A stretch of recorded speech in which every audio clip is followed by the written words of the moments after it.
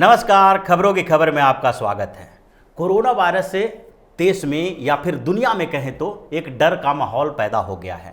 Corona ऐसी बीमारी है जिसके कोई इलाज अभी तक सामने नहीं आए हैं और सावधानी ही सबसे बड़ी सुरक्षा मानी जा रही है। लेकिन इसी तरह के कोरोना मतलब राजनीति में भी ऐसे कोरोना वायरस हैं जो पूरे समाज को दूषित करके रख दिया है। जिन लोगों को कुर्सी बचाने के लिए जनता के साथ धोखा करने की आदत सी हो गई है। जिस तरह से कोरोना वायरस के लिए सावधान रहना जरूरी है, उसके बारे में जानकारी रखना, जागरूक होना जरूरी है, उसी तरह से कोरोना जो राजनीति के कोरोना हैं, इन राजनीति के कोरोना वायरस से भी सावधानी ही आपको सुरक्षा दे सकती है। उनकी नीतियों पर नज़र रखनी चाहिए और जो उनके फैसले हैं उसको ध्यान से देखें, तब पता चलेगा कि राजनीति के इन कोरोना का इलाज कैसे किया जा सकता है। हम बात कर रहे हैं अरविंद केजरीवाल की। दिल्ली में तीसरी बार मुख्यमंत्री बने अरविंद केजरीवाल ने पिछले 1.5 साल से जनता को एक बहुत बड़े धोखा दिया है, उस धोखे में रखा है। और भारत के जो अलग अलग राज्यों में जो जिस योजना को लागू किया जा रहा था, जिससे लाखों लोगों को फायदा हो रहा था, उस योजना को लागू करने के लिए अरविंद केजरीवाल ढुलमुल नीति अपना रहे थे। वो आरोप प्रत्यारोप लगा रहे थे और इसके पीछे सिर्फ एक ही वजह थी, वो थी राजनीतिक वजह। वो राजनीति कर रहे थे और गरीबों के साथ धोखा कर रहे थे। दिल्ली में 25 लाख गरीब लोग रहते हैं, यानी कि बीपीएल सूची में 25 लाख के करीब लोग हैं जो गरीबी रेखा से नीचे रहते हैं। अब इन लोगों के साथ अरविंद केजरीवाल ने पिछले 1.5 सालों से धोखा किया, क्योंकि आयुष्मान भारत योजना जो प्रधानमंत्री जन आरोग्य योजना है उसको इन्होंने लागू नहीं किया। ये लागू नहीं करने के पीछे एक बड़ी वजह थी राजनीतिक, और वो राजनीति जब उनको खत्म होती दिखाई पड़ी, जब ऐसा लगने लगा कि अब चुनाव में 5 साल का वक्त है, इस चुनाव को तो जीत चुके हैं, तो उन्होंने मोदी के शरण में जाना स्वीकार कर लिया। अब उन्हें कोई खतरा नहीं दिखाई देने लगा है और वो खतरा जो है वो राजनीतिक खतरा है। उन्हें अब ऐसा नहीं लगने लगा है कि इस योजना का फायदा किसी दूसरे को मिल सकता है, तो अब उन्होंने आयुष्मान भारत योजना दिल्ली में भी लागू कर दी। इसके पीछे का कारण क्या रहा है? आखिरकार अरविंद केजरीवाल ने इतने दिनों तक आयुष्मान भारत योजना को यानी प्रधानमंत्री जन आरोग्य योजना को लागू क्यों नहीं किया? इसके पीछे की वजह जानने के लिए आपको 2018 के बाद की स्थितियों की जानकारी होनी चाहिए। उसके बारे में चर्चा करने के बाद ही पता चलेगा कि अरविंद केजरीवाल किस तरह से एक ऐसे राजनीतिक कोरोना है जिसका इलाज समय रहते अगर नहीं हुआ तो ये पूरे समाज को दूषित कर देंगे। ऐसे लोग जो हर एक कदम जो आगे बढ़ाते हैं वो राजनीतिक फायदा नुकसान को देखते हुए बढ़ाते हैं। इन लोगों का इलाज करने के लिए सावधानी जरूरी है और इसकी चर्चा करने से पहले सबसे पहले देखते हैं कि आखिरकार आयुष्मान भारत योजना को अरविंद केजरीवाल ने क्यों लागू नहीं किया था। आयुष्मान भारत योजना जब लागू हुआ तो उस समय, जैसे सितंबर 2018 में जब इसकी शुरुआत हुई थी, तो उस समय ये कहा गया कि ये सबसे बड़ा स्वास्थ्य योजना है। ऐसी बातें की जाने लगी कि जिस तरह से अमेरिका में ओबामा केयर आया था, उसी तरह से ये मोदी केयर है और इसके पीछे नरेंद्र मोदी की नीति थी और लोगों को एक स्वास्थ्य सुविधा देने के लिए, क्योंकि भारत में सरकारी स्वास्थ्य सुविधाओं की कमी है। इससे आप इनकार नहीं कर सकते कि सरकारी अस्पतालों में उस स्तर का इलाज हर जगह नहीं हो सकता, सारे लोगों को वो सुविधा मुहैया नहीं कराई जा सकती है। और ऐसे में ये जरूरी है कि जो गरीब लोग हैं, जिनके पास इलाज कराने का पैसा नहीं है, उन लोगों को इलाज कराने के लिए एक इंश्योरेंस स्कीम दी जाए, यानी कि स्वास्थ्य बीमा ऐसा कवरेज है, ऐसी जो योजना है जिसके आधार पर लोग जो गरीब से गरीब लोग हैं वो सरकारी अस्पताल तो छोड़ दीजिए, प्राइवेट अस्पताल में भी इलाज करवा सकते हैं, क्योंकि उन्हें पैसा खर्च करने की ज़रूरत नहीं होती है। और इसी को आधार बना के ये आयुष्मान भारत योजना लागू किया गया था। आयुष्मान भारत योजना में 5 लाख रुपए तक का बीमा कवर दिया जाता है और जो ये योजना थी बीपीएल परिवार के लिए, तो पूरे हिंदुस्तान में जब पूरे भारत की बात करें तो करीब 50 करोड़ जो लोग हैं, क्योंकि बीपीएल फैमिली, एक फैमिली की अगर बात करते हैं तो 14 करोड़ के करीब माना गया कि 10 से 12 करोड़ बीपीएल फैमिली इसके दायरे में आएंगे। तो 10 से 12 करोड़ फैमिली में जो लोग हैं, अगर 4-5 के हिसाब से भी देखा जाए तो लगभग भारत की आधी जनसंख्या थी जो इस योजना में कवर की जा सकती थी। और उन लोगों के सुविधाओं को ख्याल रखते हुए केंद्र सरकार ने ये योजना लागू की थी।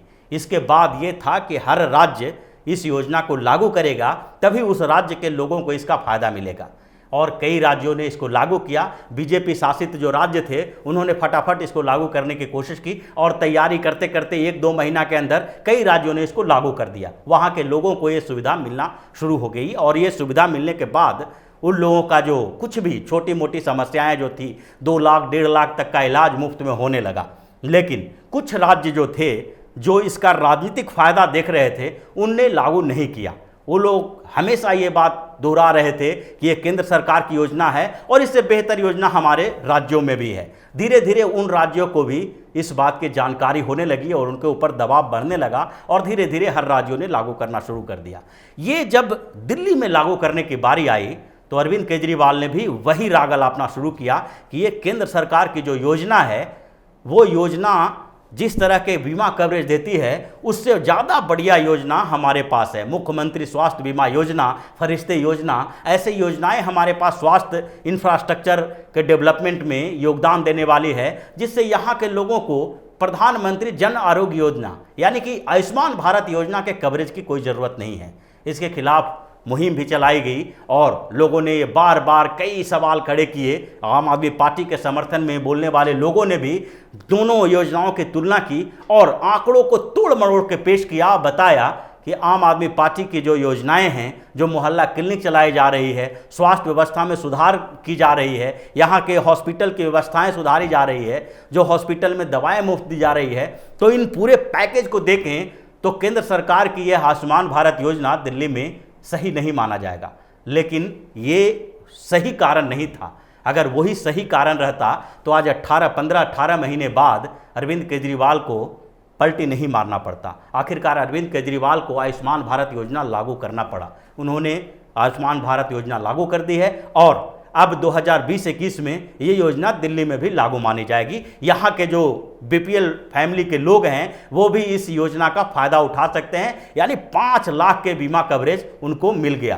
5 लाख का स्वास्थ्य बीमा कवरेज मिलने का मतलब है कि छोटी मोटी नहीं बल्कि अगर गंभीर बीमारी भी है तो 4-5 लाख रुपया खर्च करके आप मुफ्त में उसका इलाज करवा सकते हैं। अब अरविंद केजरीवाल ये जो अभी काम कर रहे हैं वो कुछ दिन पहले भी कर सकते थे, लेकिन उनकी ये मंशा नहीं थी क्योंकि वो 25 लाख जो बीपीएल फैमिली के लोग थे उनका प्रायोरिटी वो नहीं थे, उनकी स्वास्थ्य व्यवस्थाएं नहीं थी, उनको कोई फ़ायदा देना नहीं था, बल्कि उनका प्रायोरिटी था चुनाव जीतना।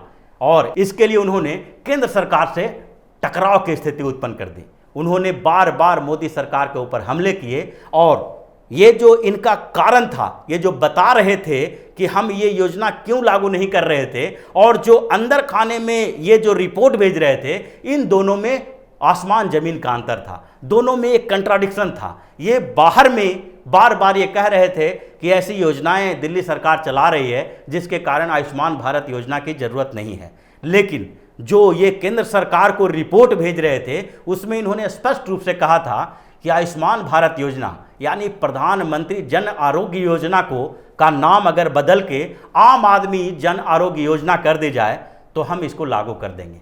यानी कि पूरा मामला जो था नाम को लेकर था, इसके क्रेडिट लेने को लेकर था। ये अरविंद केजरीवाल चाहते थे कि हम इसका क्रेडिट लें और इसका क्रेडिट लेने के लिए ज़रूरी है कि एक इस राज्य में यानी दिल्ली में इसका नाम आम आदमी जन आरोग्य योजना हो जाए, यानी मुख्यमंत्री जन आरोग्य योजना हो जाए। अगर उसका नाम बदल जाता तो ये उसी समय लागू कर देते। ये एक दोहरा चरित्र है। आप लोगों को भ्रमित कर रहे हैं, लोगों को बता रहे हैं कि ये योजना इसलिए लागू नहीं कर रहे हैं क्योंकि यहाँ पर उससे बेहतर सुविधाएं हैं, जबकि दूसरी तरफ आप इस बात के लिए अड़े हुए हैं कि जब तक इस योजना का नाम चेंज नहीं होगा तब तक हम इसे लागू नहीं करेंगे।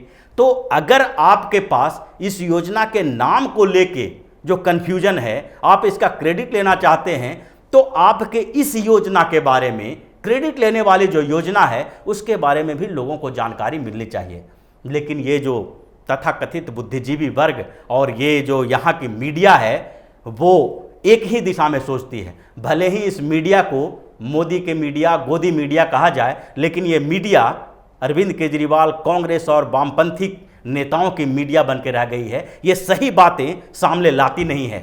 जो सही बात थी वो थी चुनाव को लेकर इस योजना को लागू करने से जो 25 लाख लोगों को फायदा होने वाला था, अगर 25 लाख लोगों में से 10 लाख या 5 लाख जो लोग हैं वो भी इस योजना का लाभ उठा पाते तो उसके आसपास के लोगों को भी इस योजना पे विश्वास होता और उनके स्वास्थ्य व्यवस्था के लिए जो अरविंद केजरीवाल ढिढोरा पीटते हैं, जो बार बार कहते हैं कि दिल्ली में स्वास्थ्य व्यवस्था सबसे बेहतर है, उनकी पोल खुल जाती और ये लोग केंद्र सरकार के पक्ष में हो सकते थे। केंद्र सरकार यानी कि भारतीय जनता पार्टी की वहाँ सरकार है, तो भारतीय जनता पार्टी को दिल्ली के विधानसभा चुनाव में फायदा हो सकता था। इसकी संभावनाएं जताई जा रही थी। अरविंद केजरीवाल भी अंदर से इस बात के लिए डरे हुए थे और इसलिए इन लोगों ने, जो आम आदमी पार्टी के जो लोग हैं और अरविंद केजरीवाल, इस बात के लिए अड़े हुए थे कि चुनाव से पहले किसी तरह से इस योजना को लागू करने से मना किया जाए, टाला जाए। और वो समय धीरे धीरे टलता गया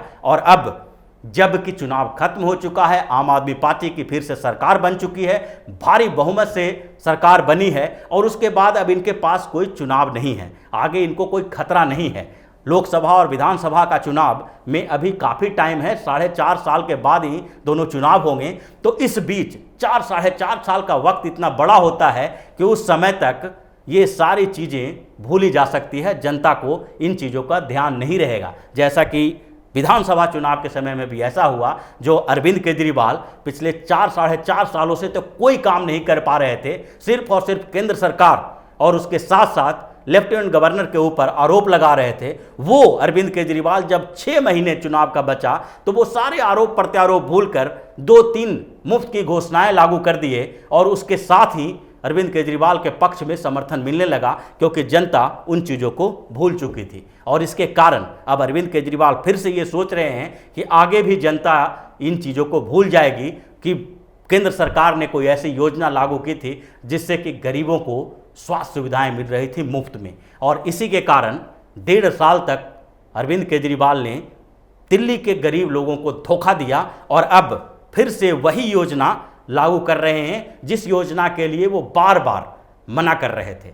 तो ये जो अरविंद केजरीवाल जैसे राजनीतिक कोरोना है, समाज के दुश्मन हैं, उससे सावधान रहने के लिए आपको नज़र रखना होगा, आपको देखना होगा, जनता को ये समझना होगा कि आखिरकार ये राजनेता, ये नेता किस तरह के पॉलिटिक्स कर रहे हैं, कैसी राजनीति कर रहे हैं जिसमें उनका फायदा है या जनता के फायदा के लिए बात कर रहे हैं। ये जो ढिढोरा पीटते हैं, जो बार बार आके बड़ी बड़ी बातें करते हैं और दूसरी तरफ जो लोगों के साथ धोखेबाजी करते हैं, दोनों के बीच के अंतर को समझना होगा। तो इस तरह के जो राजनीतिक कोरोना है, अरविंद केजरीवाल की तरह जो लोग हैं, उनके राजनीति के बारे में जानने के लिए जागरूकता जरूरी है, सावधानी जरूरी है। इन लोगों के बारे में जब हम सावधान रहेंगे, इनकी नीतियों के बारे में जानकारी रखेंगे, तभी ऐसे राजनीतिक कोरोना का इलाज संभव हो सकता है। और इन लोगों को जो समाज के साथ धोखा करते हैं और अपनी राजनीतिक रोटी सेकते हैं, इनका भी पत्ता साफ हो सकेगा। तो इसी तरह की खबरों के साथ फिर से हाजिर होंगे। तब तक के लिए बने रहिए हमारे साथ और देते रहिए हमें सहयोग, ताकि इसी तरह की खबर हम आपके लिए लाते रहें। धन्यवाद। अगर आपको हमारा वीडियो पसंद आया हो तो इसे लाइक करें, हमारे चैनल को सब्सक्राइब करें और हाँ, बेल आइकन दबाना ना भूलें, ताकि आप तक हमारे वीडियो की नोटिफिकेशन पहुंचती रहे। आप अपना सुझाव हमें कमेंट बॉक्स में दे सकते हैं। हमारे साथ जुड़ने के लिए शुक्रिया।